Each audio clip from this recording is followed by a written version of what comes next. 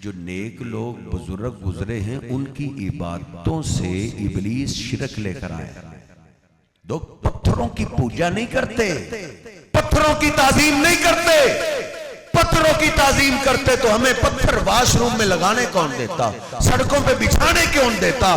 اصل میں ان کے پیچھے ان کے بزرگوں کی تصویریں ہوتی تھی، وہ ان کو پوجتے تھے، اپنی غیبی مدد کے لیے ان کو آواز دیتے تھے، کہتے تھے یہ ہماری پکار اللہ تک پہنچا دے. اللہ سبحانہ و تعالی نے پھر مجھے اور آپ کو سمجھانے کے لیے قرآن پاک میں بڑے بڑے دکھ ذکر کیے ہیں، اور پھر کہا ہے دیکھ اس پیغمبر پہ اتنا بڑا دکھ آیا ہے، انہوں نے غیبی مدد کے لیے گزرے ہوئے نہ کسی پیغمبر کو آواز دی نہ کسی فرشتے کو آواز دی. سارے پیغمبر غیبی مدد کے لیے اللہ کو آواز دیتے تھے. الحمدللہ حمدا کثیرا طیبا مبارکا فیہ.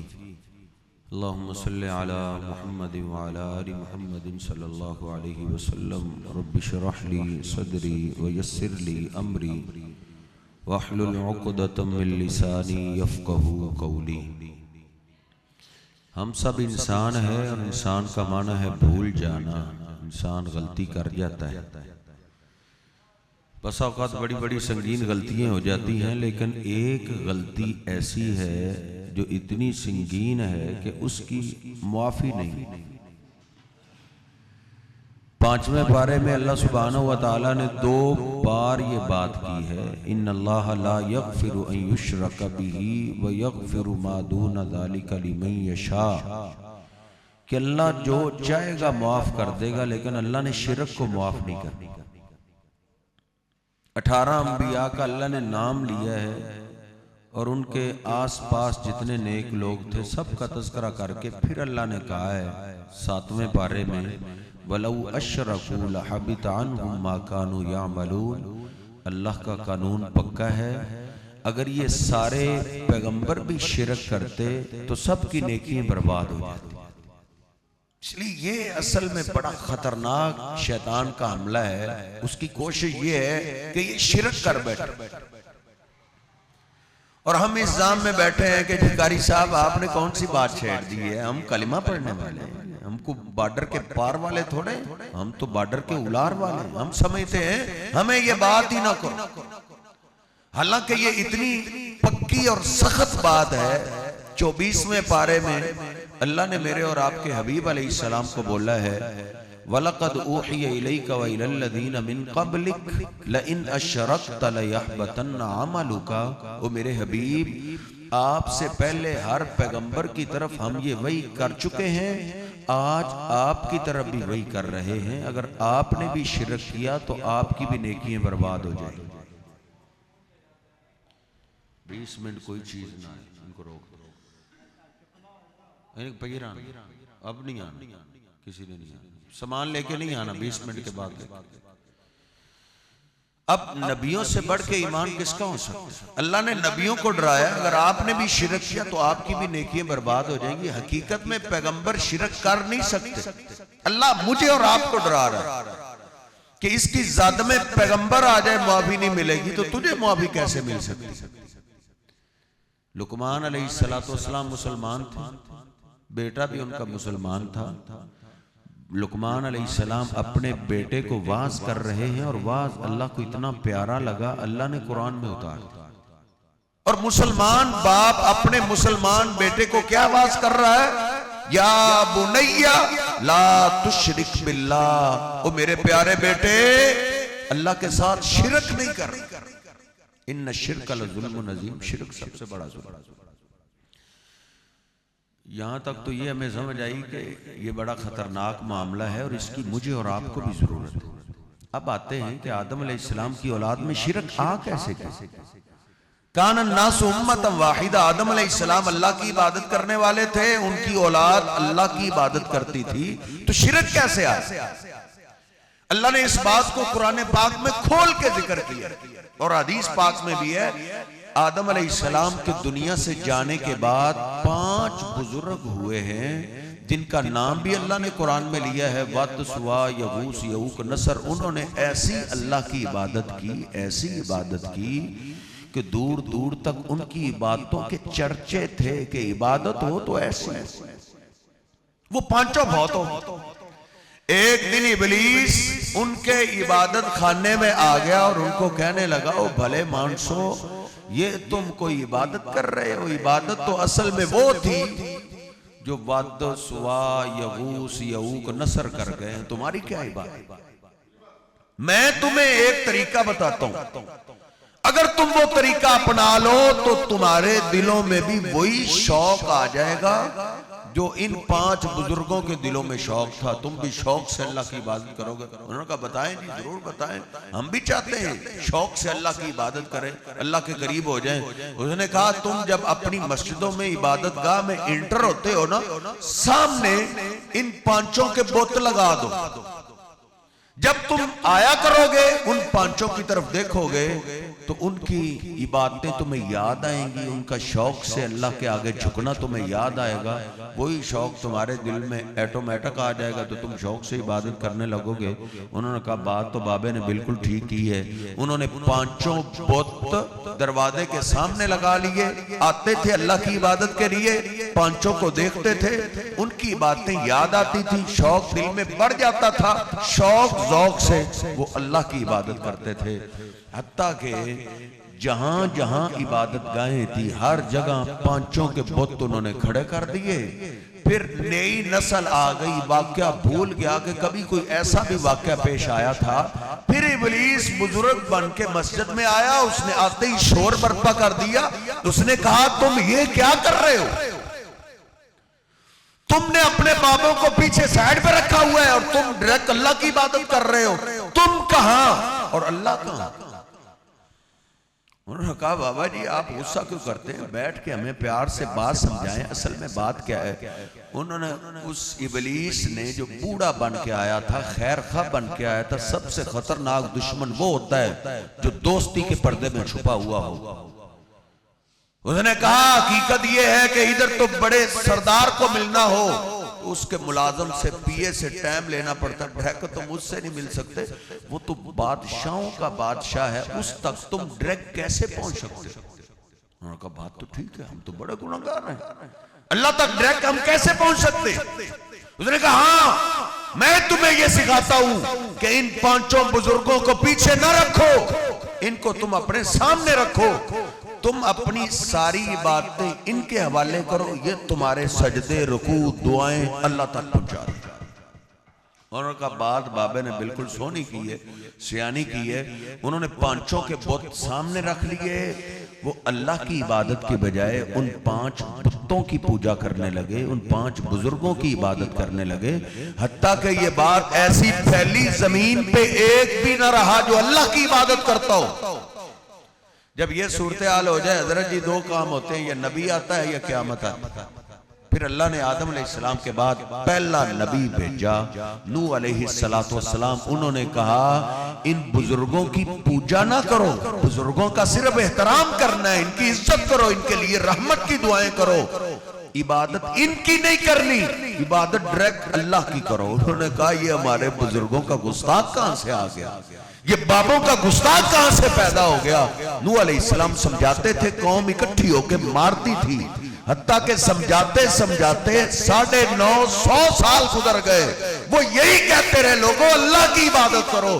یہ پانچ جو بزرگ گزرے ہیں یہ بابا جی آدم کی پوجا نہیں کرتے تھے, یہ اللہ کی عبادت کرتے تھے. تم بھی اللہ کی وہ کہتے, یہ ہمارے بزرگوں کا گستاخ کہاں سے آ گیا. وہ مارتے رہے, یہ سمجھاتے رہے, 950 سال گزر گئے. پھر نوح علیہ السلام نے اللہ کے آگے وہ بد دعا کی جس سے روح بھی کانپ جائے. کہنے لگے رب لا تذر علی الارض من الکافرین دیارا, اے اللہ اب ان کے ہاتھوں سے بنا ہوا گھر بھی نہ چھوڑ, ایسا عذاب نازل کر دے گھر بھی نہ بچے. پھر حضرت جی نوح علیہ السلام کی بد دعا کی وجہ سے پھر زمین نے پانی نکالنا شروع کر دیا, آسمان نے برسانا شروع کر دیا. تو حضرت جی جو نیک لوگ بزرگ گزرے ہیں ان کی عبادتوں سے ابلیس شرک لے کر آیا. پتھروں کی پوجا نہیں کرتے, پتھروں کی تعظیم نہیں کرتے, پتھروں کی تعظیم کرتے تو ہمیں پتھر واش روم میں لگانے کون دیتا, سڑکوں پہ بچھانے کون دیتا؟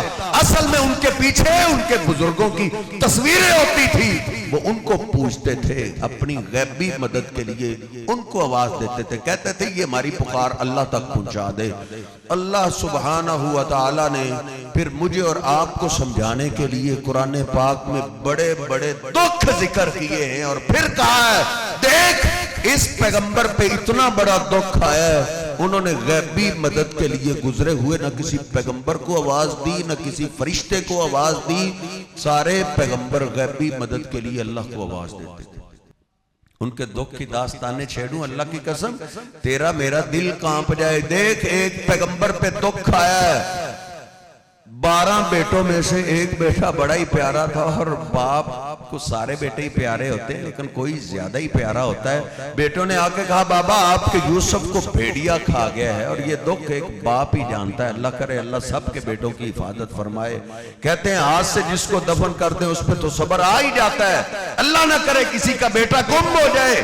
یہ دکھ تو ماں باپ کو قبر میں اتار دیتا ہے. دیکھ اتنا بڑا دکھ آیا یعقوب علیہ السلام کو, پاس قبر ہے باپ اسحاق علیہ السلام کی جو اللہ کے نبی تھے, پاس قبر ہے دادا ابراہیم علیہ السلام کی جو اللہ کے خلیل تھے, اللہ کے دوست تھے. سورہ یوسف مجھ پہ یقین نہیں آتا, ترجمے والا قرآن کھول. یعقوب علیہ السلام کو اتنے بڑے دکھ میں غیبی مدد کی ضرورت پیش آئی تو انہوں نے کس کو آواز دی؟ انہوں نے بولا یا اسحاق مدد, بابا اسحاق میری مدد کے لیے پہنچ, یا ابراہیم مدد, ابراہیم میری مدد کے لیے پہنچ. جبریل امین کا تو آنا جانا تھا ہی, انہوں نے یا جبریل مدد بھی نہیں کہا. وہ جانتے تھے غیبی مدد کے لیے جتنی مرضی شان والا کو پیغمبر بھی مٹی کے نیچے دفن ہو جائے, غیبی مدد کے لیے اس کو نہیں آواز دیتے, غیبی مدد کے لیے رب کو آواز دیتے. اور اللہ کہتا ہے نحن اقرب الیہ من حبل الورید, میرے بندے میں عرش پہ ہو کے تیری شاہ رگ سے بھی زیادہ قریب ہوں. لاہور والا بھی دور ہے حضرت جی, پاک پتن والا بھی دور ہے, اجمیر والا بھی دور ہے, ملتان والے سارے دور ہیں. اللہ کہتا ہے میں تیری شاہ رگ سے زیادہ قریب ہوں. ہو سکتا ہے تیرے دل سے فریاد اٹھے جس کو تیرے کان نہ سنے, اللہ عرض سے تیرے دل کی فریاد بھی سنتا ہے. ادھر تو حضرت جی کوئی عربی نہیں جانتا, کوئی پنجابی نہیں جانتا, کوئی پشتو نہیں جانتا, کوئی سندھی نہیں جانتا. سندھ میں بیٹھا سندھی میں آواز دے رہا ہے, پنجاب میں بیٹھا پنجابی میں پکار رہا ہے, انگلستان میں بیٹھا انگریزی میں پکار رہا ہے, عربستان میں بیٹھا عربی میں پکار رہا ہے. وہ اللہ ہے جس کو ساری زبانیں آتی ہیں اور ساری مخلوقات کی زبانیں آتی ہیں. حضرت جی اس اللہ کو چھوڑ کے بھلا پیغمبر کسی اور کو آواز کیسے دے سکتے؟ اللہ کو پکارتے رہے, 30-35 سال گزر گئے, حتیٰ کہ بیٹے کی جدائی میں روتے روتے آنکھیں سفید ہو گئی, پھر بھی انہوں نے اللہ کا در نہیں چھوڑا. سب سے بڑی آزمائش بھی حضرت جی پیغمبروں کی ہوتی ہے. بیٹا کیا ملنا تھا, بیٹوں نے آ کے کہا بابا آپ کے دوسرے بیٹے نے چوری کی ہے, وہ چوری کے کیس میں جیل میں بند ہو گیا. اب سورہ یوسف پڑھیے تو صحیح, ذرا ترجمے کے ساتھ پڑھیں تو صحیح. آپ کون سا کسی کے قیدی ہیں, آپ کون سا کسی کے غلام ہیں, آپ کو کون سا کسی نے بند کیا؟ خود پڑھیں, تحقیق کریں, ریسرچ کریں. نبی پاک صلی اللہ علیہ وسلم پہ جو نوری علم آیا ہے, قرآن پاک آیا ہے, یعقوب علیہ السلام کے دوسرے بیٹے کا دکھ آیا, انہوں نے پھر بھی باپ دادا کی قبر کا رخ نہیں کیا. روز ضرور پڑھے یا صفا علی یوسف وبیضتیناہ من الحزن, ہائے میرے اللہ میں تو اپنے یوسف کو نہ بھلا سکا, یوسف کی جدائی میں میری آنکھیں سفید ہو گئی, تو نے مجھے دوسرا بیٹا بھی لے لیا ہے. انما اشکو بسی و حزنی اللہ, اے اللہ میں سارے شکوے شکایتیں پھر بھی تیرے آگے رکھتا ہوں, تو ہی میرے بیٹوں کو واپس کرنے والا ہے. حضرت جی جب آزمائش کی اخیر ہوگی تو اللہ نے مدد کی اخیر کر دی, اللہ نے دونوں بیٹے بھی واپس کر دیے, اور ان ڈھاریوں میں رہنے والوں کو اللہ نے مصر کی بادشاہی عطا کر دی تھی. ایک ایک پیغمبر کا آپ دکھ پرولتے جائیں قرآن پاک میں. اللہ نے ایسے نہیں کہہ دیا وَلَوْ أَشْرَكُوا لَحَبِطَ مَا كَانُوا يَعْمَلُونَ. لوگوں پیغمبروں میں سے کسی پیغمبر نے میرے ساتھ شرک نہیں کیا, اگر یہ بھی شرک کرتے میں سب کی نیکیاں برباد کر دیتا. حالانکہ ان کی ازمائشیں بڑی, ان کے دکھ بڑے, تیرے میرے دکھ کوئی چیز ہی نہیں ہے. دیکھ اللہ کا ایک پیغمبر ہے جو اجازت لینا ہی بھولا ہے, اجازت کے بغیر, اللہ کی اجازت کے بغیر نکلے, دریا یا کشتی میں سوار ہوئے, اللہ نے کشتی کو چلانا شروع کیا, کشتی دریا کے درمیان میں پہنچی, ہچکولے کھانے لگی, ڈولنے لگی. اللہ نے کہا آسمان والے کو آواز دو. ادھر کشتیوں میں بت نہیں کام آتی, اللہ کام آتا ہے. سارے اللہ کو آواز دینے لگے, اللہ بچا. وہ تو ہچکولے بڑھنے لگے, موت نظر آنے لگی. ملا کھڑا ہو گیا, اس نے کہا لوگوں پہلے بھی کشتی طوفان میں پھنستی تھی, آسمان والے کو آواز دیتے تھے, وہ نجات دے دیتا تھا. لگتا ہے آج میری کشتی میں وہ آ گیا ہے جس کو آسمان والا پار نہیں کرنا چاہتا. وہ کون ہے؟ اس نے تو مرنا ہی مرنا ہے. ہمیں تو نہ لے ڈوبے. کوئی بھی نہ کھڑا ہوا. اللہ کا قرآن ہے, یہ کوئی چھوڑی ہوئی بات نہیں ہے, کوئی ہوائی بات نہیں ہے, کوئی مولوی کی بات نہیں. سورۃ یاسین سے اگلی سورۃ صافات, اس کا آخری رکوع شروع ہو رہا ہے. اللہ کہتا ہے وَإِنَّ يُونُسَ لَمِنَ الْمُرْسَلِينَ إِذْ أَبَقَ إِلَى الْفُلْكِ الْمَشْحُونِ فَسَاهَمَ فَكَانَ مِنَ الْمُدْحَضِينَ. جب انہوں نے قرہ ڈالا, قرہ یونس پیغمبر کے نام کا نکل آیا.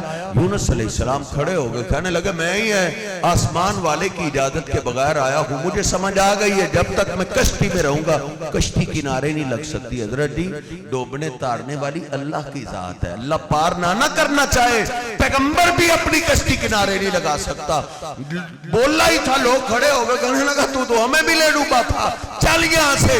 یونس پیغمبر نے چھلانگ لگائی, اللہ نے مچھلی کو حکم دیا میرے پیغمبر کو پیٹ میں محفوظ کر لے. یونس پیغمبر گئے سیدھا مچھلی کے پیٹ میں.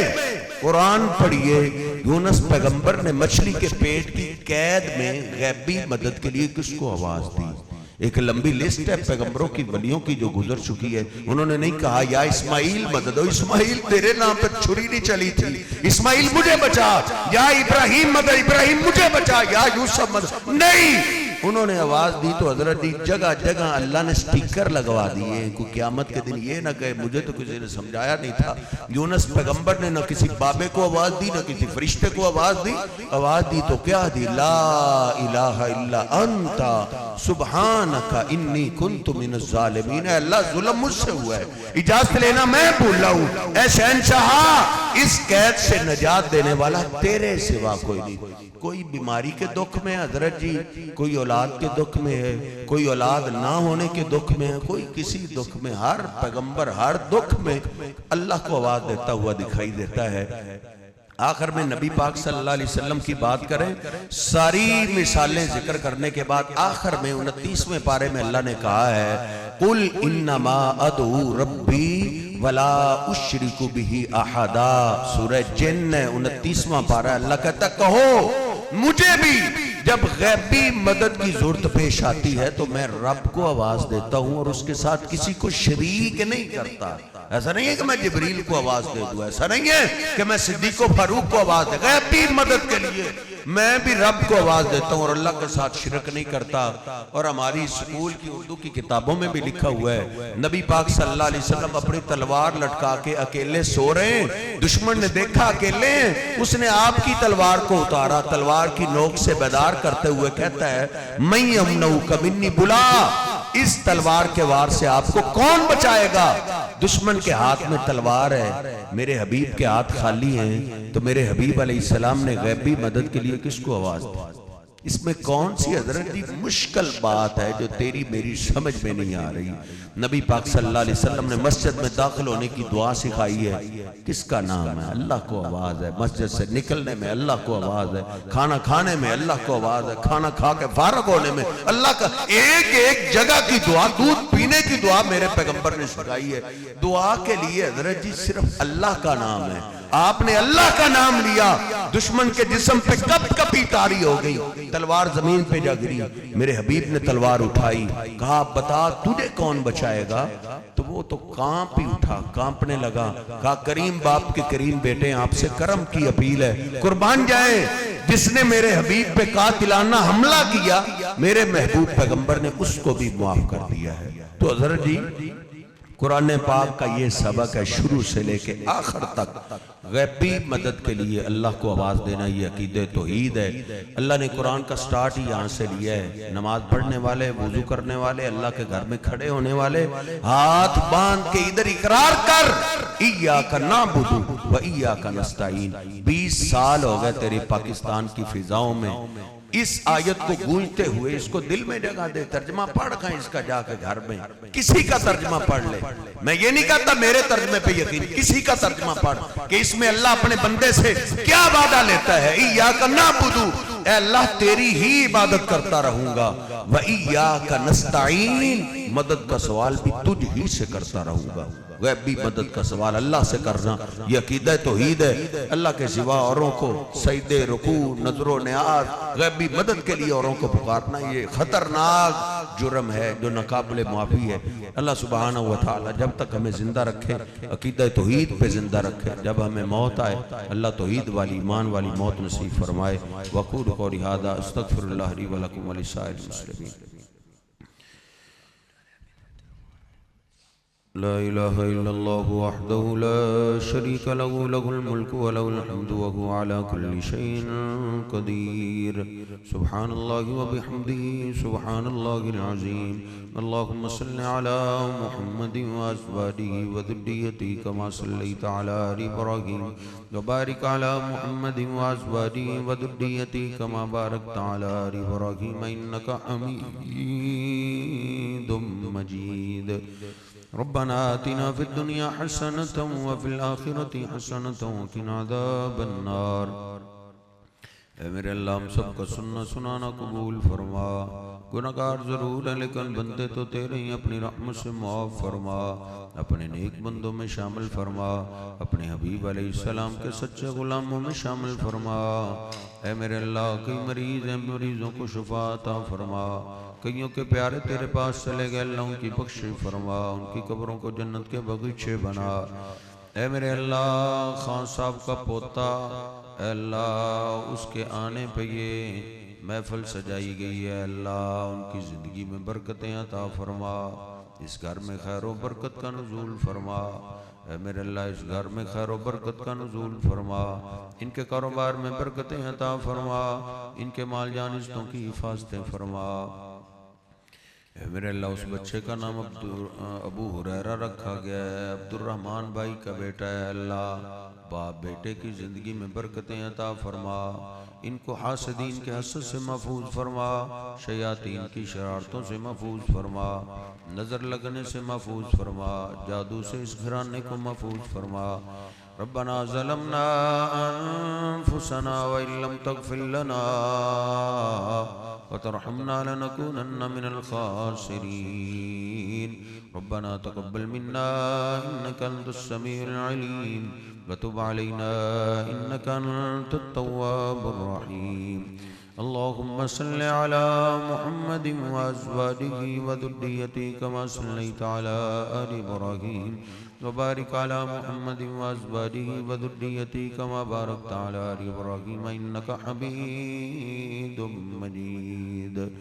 سبحان ربك رب العزة عما يصفون وسلام على المرسلين والحمد لله رب العالمين.